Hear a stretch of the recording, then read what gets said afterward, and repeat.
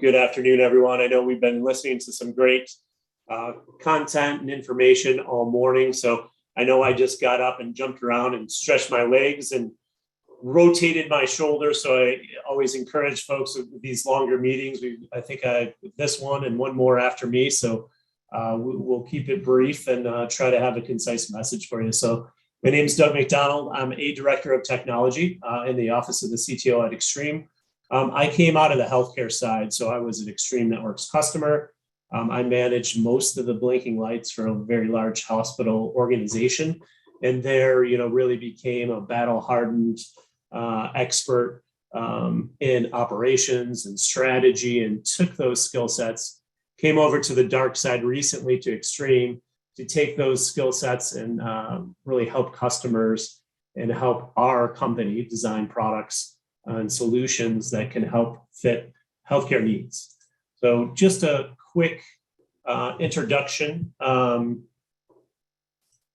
we go, to Extreme at a glance. So we provide both network end-to-end solutions from the data center all the way to the edge. So think big core switching platforms, think edge routers, think mobility platforms that facilitate Wi-Fi connectivity and BLE and other things.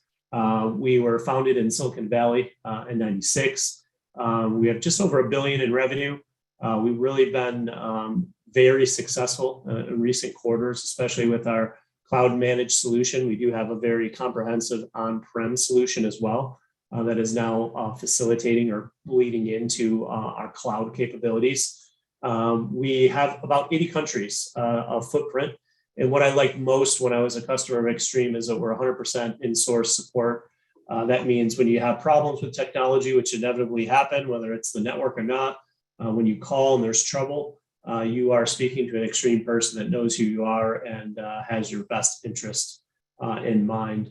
And we have 1,000 patents and growing, so we're really proud of that.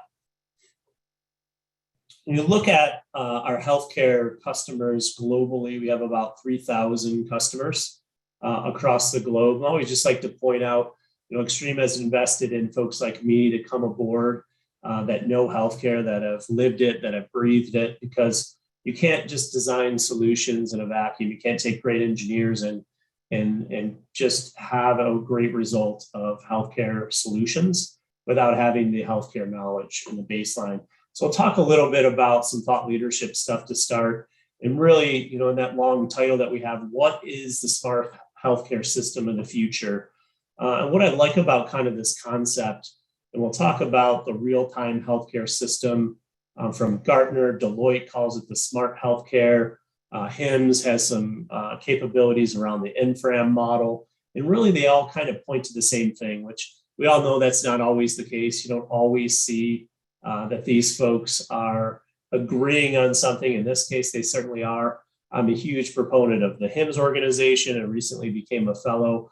But the concept of these organizations talking about the real-time health system is pretty much that data is useless without the ability to analyze and make decisions. When we talk about data is required to enable the benefits of integration and awareness and intelligence, and we're talking about all business units. So think clinical, think scientific, think R&D, think housekeeping, business admin. All these types of groups are benefiting from this concept to make data usable. So this concept blends all the facets of the operation, clinical, administration, facilities, all these things into a single digital operations group. So many of you and your organizations may utilize that command center or for specific things now, like application developments or large deployments, large scale changes just in general. So you have to set up this command center. And we do this in order to have that operational and situational awareness in order to respond quickly to any need. So we know there's a big change coming. We have all the right people in a room or many rooms, and we're going to make sure that we keep a pulse of exactly what is going on in the business. When you take that to this real-time healthcare system concept, the goal is to enhance that day-to-day situational awareness to glean the same benefits that you would have with that command center. So imagine having that virtual command center, which is constantly making decisions and recommendations, not just limited to those riskier events, but giving you that heightened awareness that's needed on a daily basis. So digital capabilities already exist all across the healthcare organizations. We saw lots of applications. All these clinicians are bringing in devices and applications, and there's a tremendous amount of data already out there, and many different sources are bringing that data together, but maybe that's not together. So we talk about just the concepts and the challenges of that, and thinking of kind of in a different way. Thinking in data in terms of an architectural view, will help speed this adoption to this new concept of the real-time healthcare management system. I think we're very uniquely positioned to bring in a lot of this data because as kind of the plumbing or that baseline infrastructure capable network from the data center all the way to the edge, we are uniquely positioned because we can see all the data. We see everything going back and forth, and we have some interesting capabilities as a result. So we talk about a little bit more conceptual things here, and I like to think about it is in terms of what are the challenges in healthcare, and maybe more so, what are the opportunities?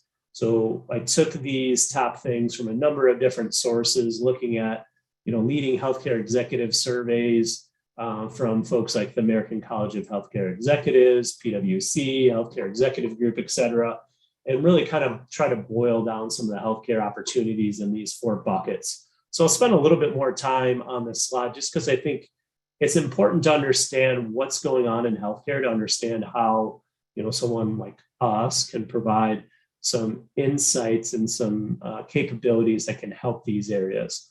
But this is really high level stuff, right? So we look at operational efficiencies and profitability.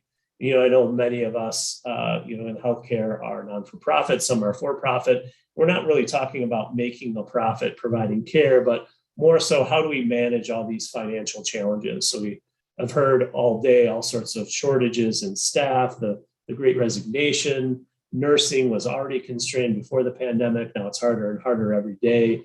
These wages are going up. As a healthcare system, how do you manage this stuff?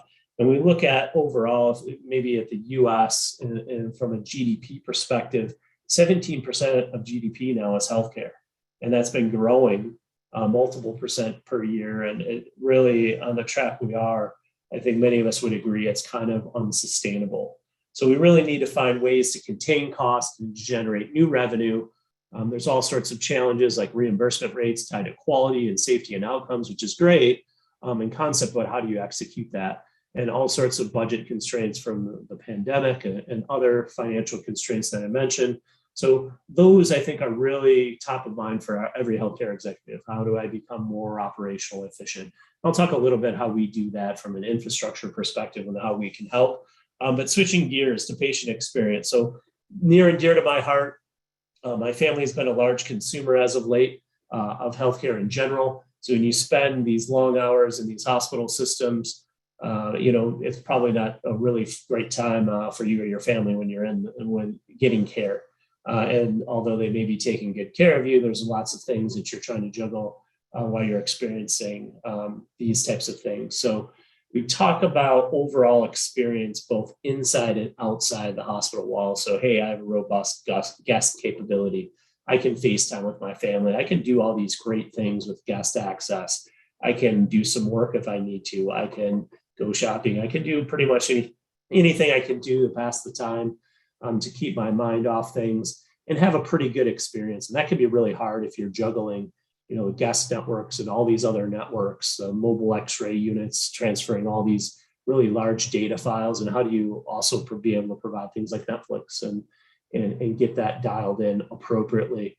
But overall, too, the patient experience has shifted to consumerization and cost transparency. So those things are definitely top of mind for the patient.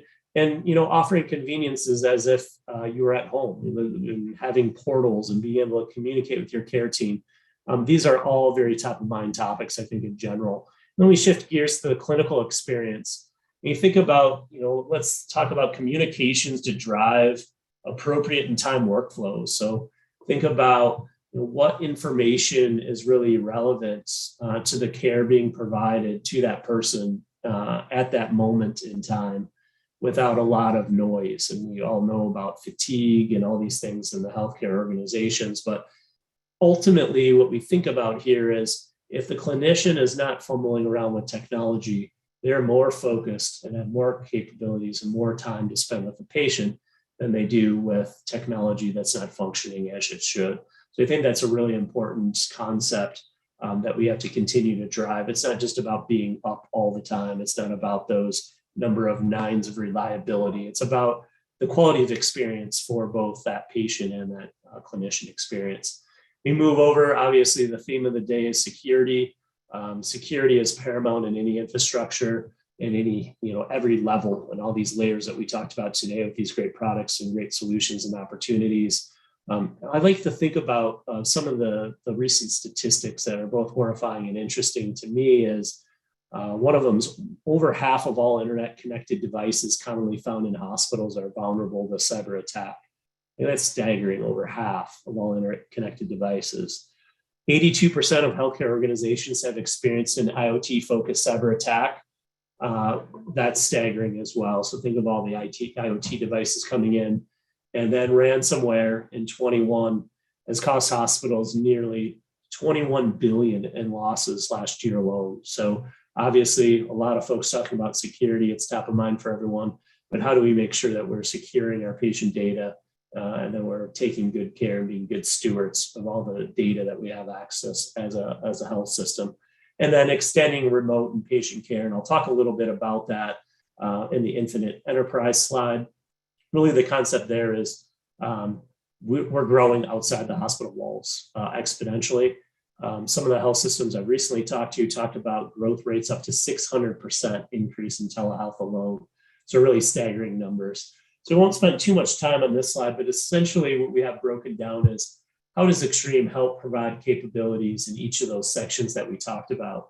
So for instance, our cloud has 100% availability just with the way that we're architected and in the way that it's designed. That's the intent. Of course, certain things happen sometimes, but that is the goal, to be 100% available, not talking 99.999% uptime. We want that to be 100% available, and the clinicians demand it in that 24/7 environment. And creating that end-to-end application visibility, we hear a lot about single pane of glass. And what I'm most excited about recently in the mobility space, and really that's where all the action is pretty much everywhere, especially in healthcare, Wi-Fi 6, if you haven't heard about it, Wi-Fi 6 is probably the biggest change in wireless technology from a Wi-Fi perspective since its inception. It's going to provide healthcare and other verticals a completely greenfield spectrum that we'll be able to do a lot of really great things with. So I'm really excited about that capability. Patient experience, actually using AI and ML to drive insights and kind of related to some of the problems we talked about earlier, medical device tracking and management systems, integrations there. We can see all the devices on the network. Where are they? We have that capability. When we switch gears quickly into security, we have many platforms that help secure things. We can secure things with Defender at the device level. We can secure the airspace with air defense and look at threats coming in from the mobile side, not just from wireless, but also from BLE technologies, and just our inherent connectivity capabilities from a security perspective. And then, of course, our edge tech products that help extend and remote patient care. But I'd like to talk about and just spend a minute, and I know we're coming up on time here, with the introducing the Infinite Enterprise. And really what we talk about the Infinite Enterprise, and it really started with mobile devices and tablets and all these great things. And COVID really has driven this mainstream. And that's the end user device now is the important piece of the network. So the user is the edge, and that edge of the network has extended from the perimeter of the hospital and the enterprise in general, and has moved anywhere that user may be. And that might be a clinician, that might be a patient, that might be a robot, that might be all sorts of different capabilities. But how do you transform your capabilities from an infrastructure perspective to become agile enough and cloud-centric and have all these data analytics capabilities to be able to drive that same secure type capabilities, both inside and outside your network, just as if you were sitting in your office or your clinic or a hospital. And I think that's really an interesting concept, and we're putting a lot of investment around, data is the new currency, and leveraging, analytics and AI and ML where it makes sense, and to deliver that highly personalized experience. And really, I think what I call that is contextual awareness. Where are you? What are you doing? What's your location? What devices are you using? So we can take all those data points together and help improve the overall clinical experience from that network level. So in closing, really the message is we're simple to deploy, simple to use, and simple to support. And I think that's where we're putting in all our investment, and we're focused on experience and outcomes. And I believe that's where we need to be to help enable the digital transformation of healthcare. So with that, Ram, I'll turn it over to you. I want to thank you on behalf of Extreme Network for having us here today. And we're really excited to answer any questions or to help your clinical needs.